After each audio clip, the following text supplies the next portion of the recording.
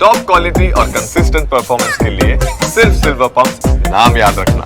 જ્યારે તપાસ થશે ત્યારે આખા મામલાને લઈને ખુલાસો થશે। જોખમમાં બાળપણ છે અને ગુજરાતમાં ફરી એકવાર આ ચોંકાવનારી ઘટનાથી સૌ કોઈ ચોંકી ઉઠ્યા છે। અમરેલી જિલ્લામાં 40 વિદ્યાર્થીઓના હાથ પર આ કાપા માર્યા હોવાનું સામે આવ્યું હતું। બગસરાના મુંજિયાસર ગામનો આ વિચિત્ર બનાવ સામે આવ્યો છે, જ્યાં વાલીઓએ પૂછતા વિદ્યાર્થીઓએ વાત પહેલા તો છુપાવી।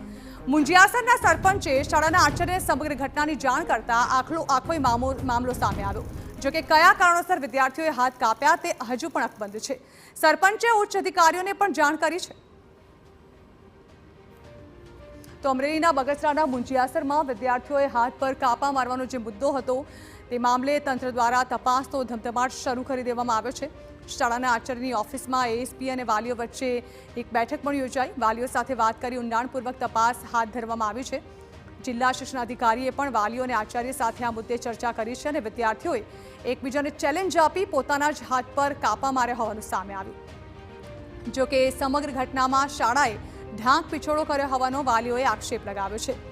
જિલ્લા શિક્ષણાધિકારીએ કોઈ દોષી જણાય તો કડક કાર્યવાહીની ખાતરી આપી છે।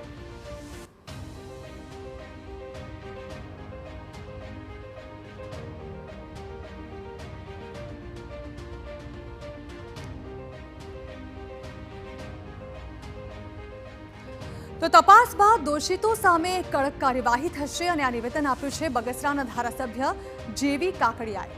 અમરેલીના મુંજિયાસર ગામે વિદ્યાર્થીઓએ જે હાથમાં બ્લેડ મારવાનો કેસ સામે આવ્યો હતો તેમાં તપાસનો ધમધમાટ ચાલી રહ્યો હોવાનો દાવો ધારાસભ્ય જેવી કાકડિયાએ કર્યો છે।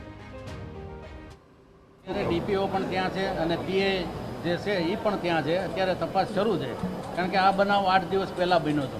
શિક્ષકોએ પણ કીધું નથી ને વાલીઓએ પણ કીધું નથી। 2 દિવસથી વાલીઓની ફરિયાદને આધારે અત્યારે તપાસ માટે બધાને મોકલ્યા છે અને યોગ્ય તપાસ થવા માટે એની કાર્યવાહી શરૂ છે।